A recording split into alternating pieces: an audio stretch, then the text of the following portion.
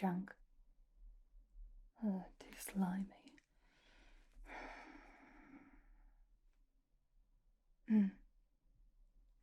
You. Yes, you. Come here. Oh, come on now, I don't bite. I'm only a little rough around the edges. Would you fancy a game of Gwent, by chance? You don't know how to play? Well, that's quite surprising. Well, seeing as the wind is howling, I have nowhere else to be. Nothing but time on my hands.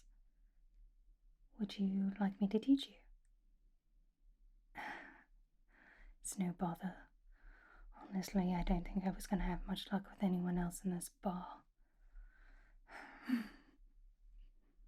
Oh, I'll make it so easy for you. Plus, it's a useful skill to learn. The person who raised me, well, let's just say they said it's always useful to know a game of Gwent. Good for conversation, and even better to help you read your opponents. This time we'll be playing very casually. It'll be fun, at least for me. I can't say the same for you, but it's worth a shot. So what say you? Marvelous. Well, settle in.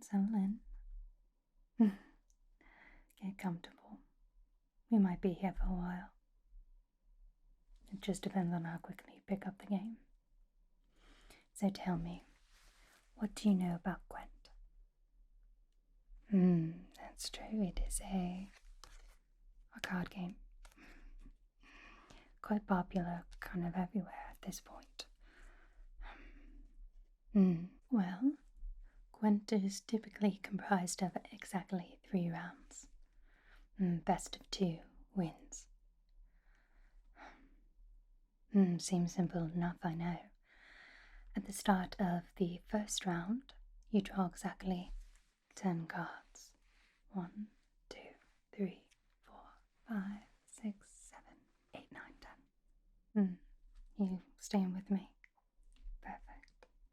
Well, after you have your hand, here's where the real fun begins.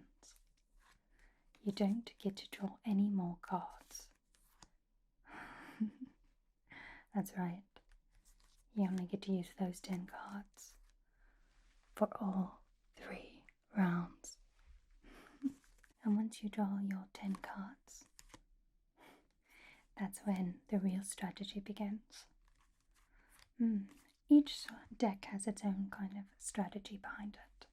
The one that I have with me today is my preferred set, which is unfortunate because it is Nilfgaard. I know the black ones. What can I say? It's a good set. What other sets are there? Well, there is Scoia'tael, Northern Realms, Monster, and most recently there is Skellige. Each one of these is going to have its own specialties about it. But, like in all card games, there are bends to the rules that you can do. So like I said, you can't draw more than 10 cards. But if you happen to win a round, you get to draw a card. And let's see if I can find one. There are certain cards that have a little heart with a plus sign. These cards, when played, allow you to draw from your discard pile. Pretty nifty. So if you know you're going to throw a round, you can throw on your most highest card and then get it back. Like it was never gone. Okay, let's see if I can find another exemption to the rule. Here's one. And let's see.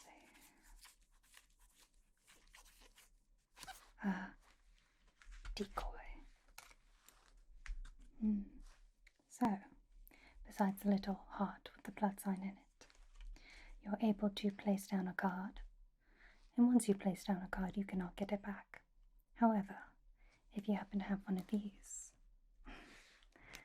right here, decoys, will allow you to pick back up the card without any repercussions. Then you have spy cards.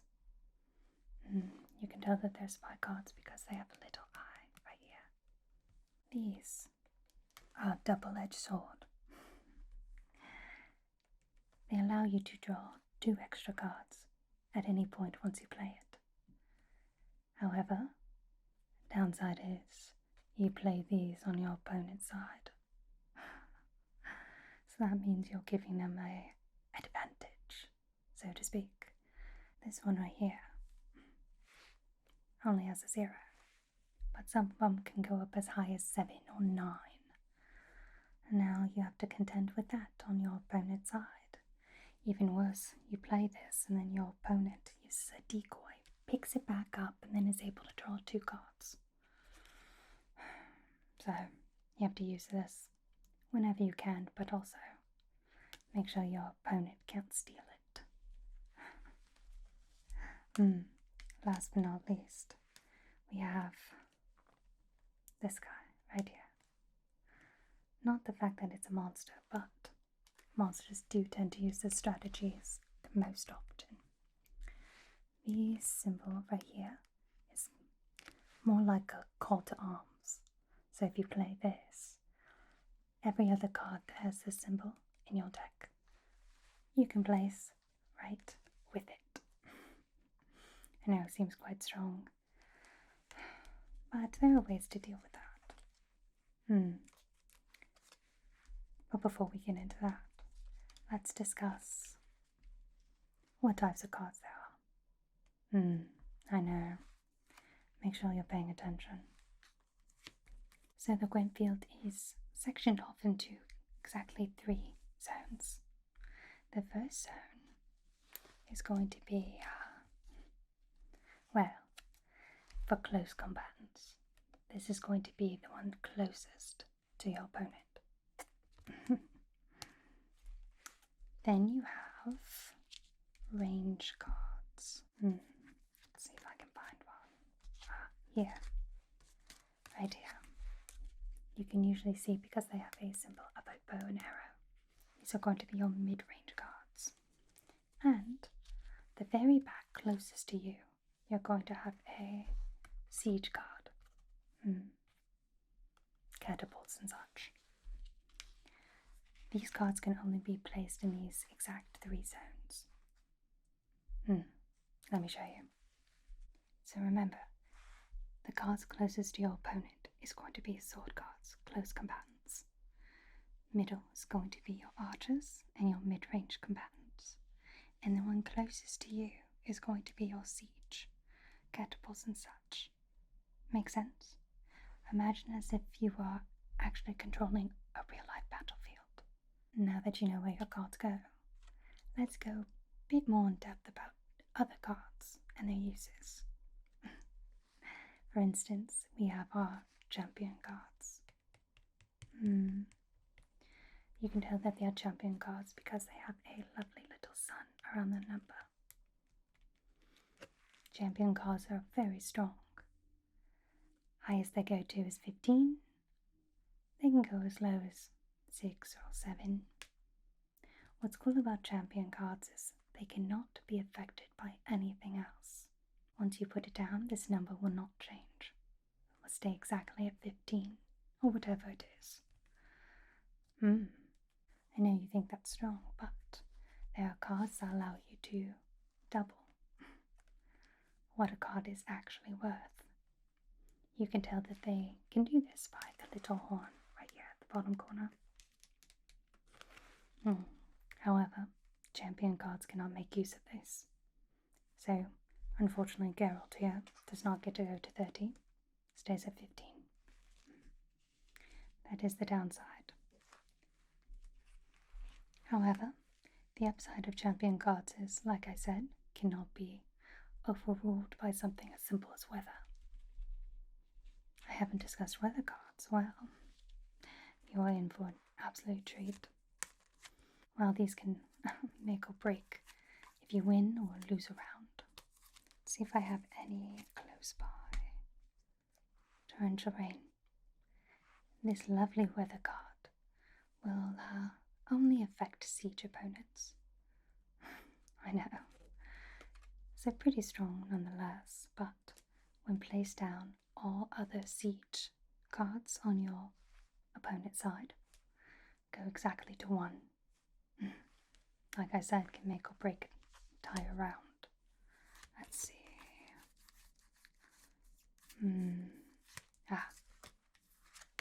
Biting Frost. This will cause all close combatants, so your sword users, to be exactly 1. And last but not least, Fog. As you guessed it, mid-range opponents, exactly 1. Well, what happens when weather effects are in place? Well, there are cards that can clear all weather. But you only want to use that if, it's not in your favour. Because when I do say it clears all effects on the field, I do mean all of them. So if you like the biting frost that is happening, but you don't like the torrential downpour, well, you don't get to pick or choose. It's all or nothing.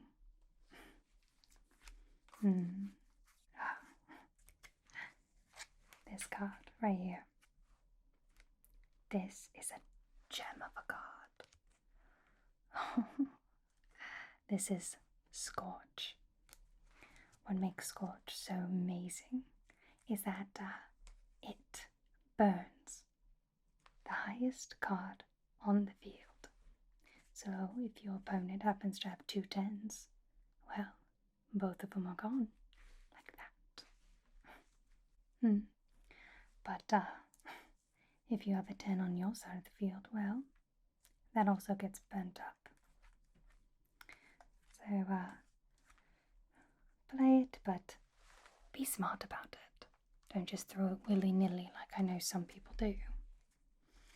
I think those are all the effect cards. That's right, strategies. So I already told you about the call for aid. It sounds interesting, right? Calls all other cards of that type directly to the card that's on the field. So 1 card could potentially be 9. If you like that, then you might really enjoy monster decks. They are not my favorite, but if it seems like something you'd be interested in, well, I'm not going to stop you. You think I'm afraid of monsters? Don't make me laugh. Do I really look like someone who'd be afraid of monsters?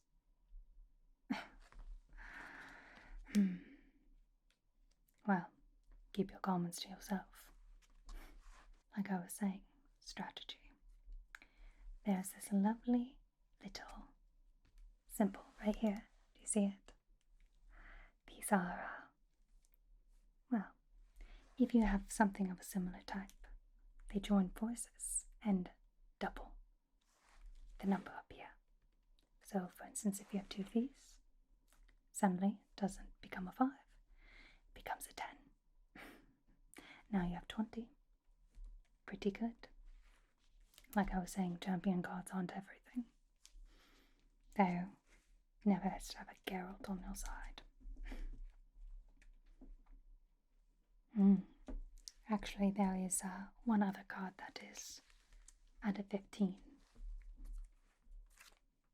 Any guesses?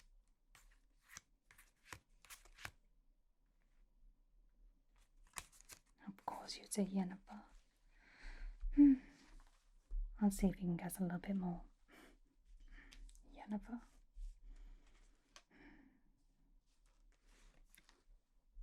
No, though I do have Yennefer's card. She is a mid-range combatant since she is a sorceress. And she's able to bring back exactly 1 card from your graveyard. have a Triss Marigold.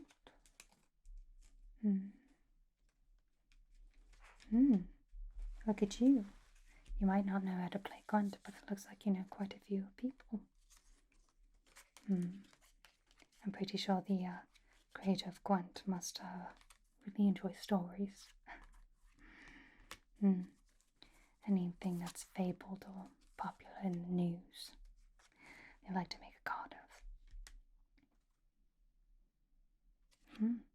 Still can't figure out who is that last 15 card, correct? Well, wouldn't it surprise you to know that you're playing with them? Yes, I do have my very own Gwent card. Oh, famous. I wouldn't go that far. But maybe next time you'll remember. Oh, don't get nervous on me now. Suddenly you're standing next to somebody who has their own Gwent card and you're all flush. Trust me, we're just playing a relaxing game. Well, soon. Soon we'll be playing a relaxing game. Any other things I should teach you about Gwent? Taught you about weather cards. Taught you about how to set the field. That's right. Part that I was dreading. Not necessarily dreading, but I don't like looking at them. So, as you know, each of these decks kind of, well, they're not just different colours and use different strategies. Unfortunately, there are also kind of like king cards, rulers of your deck. Usually they are associated with the deck that you're using. In Nilfgaard's case, we have the lovely Amir.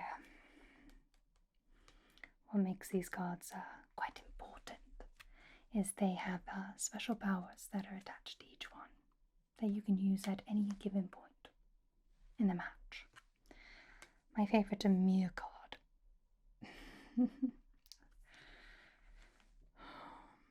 Well, he's able to clear all weather effects, just in case you need it.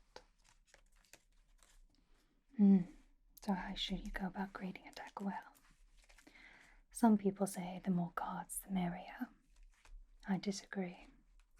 I think you should try to keep your deck 25 cards and under. The less cards you have, the more chance you'll pull the cards that you actually want when you are opening hand. Do you remember how many cards I said are required for your opening hand? Trick question. I know. 10, you're correct. Just want to keep you on your toes, make sure you're listening. So depending on who you're going up against, for instance, I know we talked about the monster deck. They tend to have a lot of close combatants. So suddenly one monster becomes 7, which is kind of like how it is in real life, unfortunately. Like I said, I'm not afraid of monsters. But a quick biting frost would solve your problems. And if that's the case, maybe pad your deck with the close combatant champion cards, or maybe some siege cards, or mid-range, whatever is striking your fancy. See? That's where the strategy begins. When it comes to spy cards, you want to have as many as you can. In my humble opinion, if you don't pull a spy card on your very first turn, I would call that a wash. But again, decoys come in handy if your opponent plays a spy card. Well, now it's yours. So which deck do you think you'd like to try? One with a Ciri card. Well, lucky for you, I am in every single edition. Oh no, you're just trying to flatter me. If you think I'm going easy on you, I'm already going easy on you, aren't I? I'm teaching you to play, and I'm not going to charge you. Usually, when it comes to Gwent, part of the fun is not only the strategy of it, but the gambling part. I know. It's a good way to pay for armor repair. Or, I don't know, I saw a man buy a goat once. No, somebody didn't put a goat up for gamble, but they made enough money to buy one. So, in case you're ever interested, will it surprise you to know that there are Gwent tournaments? Yes, if you can believe it. The last one, it was such a scandal. People were dropping dead like flies. Not to mention, quite the stir when it came to the Skellige deck. That deck is only recent. People were quite upset. They said, there's only ever been 4 decks, and now there suddenly can be 5. But now it's kind of in the rotation. Keep in mind, drawing cards quite important, but this one in particular is special. I'm not sure if you've heard of the famed Dandelion. He has his own card as well. And of course, it has him lovingly slaying a griffin, which I can tell you is completely false. No, trust me, he likes to say he is a great slayer of monsters, but he's all hot air. He actually owns his own tavern. You should go by sometime. Do I frequent there? Well, I never stay in one place for too long.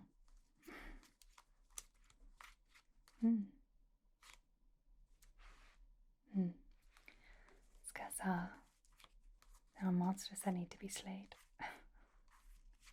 I told you monsters don't frighten me. You don't think I can take them on? Well, I happen to actually pick up a contract here. Well, the contract is already over, but I got stiffed on the job, and it's the reason why I'm here, trying to get cash to fix my armor.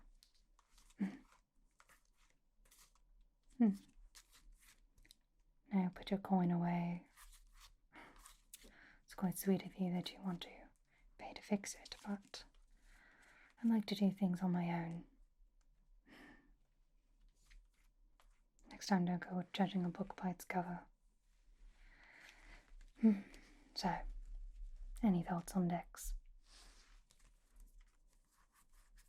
After all I talked about the monster deck, you're still interested. Sure you don't want to try the Skellige one? Fine. I have kind of a small monster deck, which I'm more than happy to lend you. I already told you though, I'm going to take it easy on you. It's the least I can do, keeping me company while there's a storm out.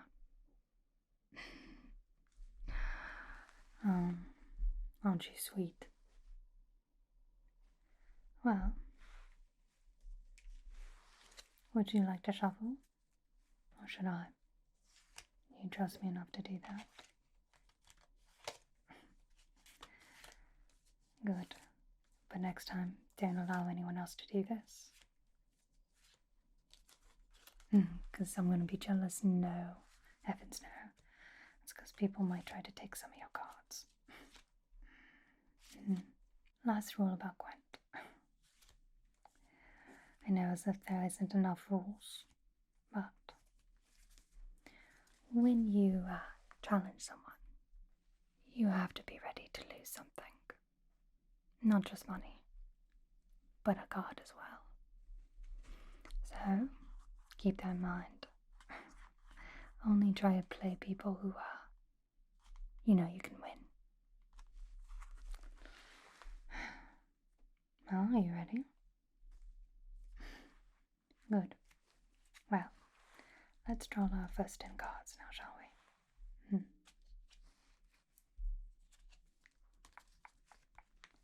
3, 4, 5, 6, 7, 8, 9, 10. Are you sure? If you didn't have a good first hand, I'll allow you to. Confident. Well.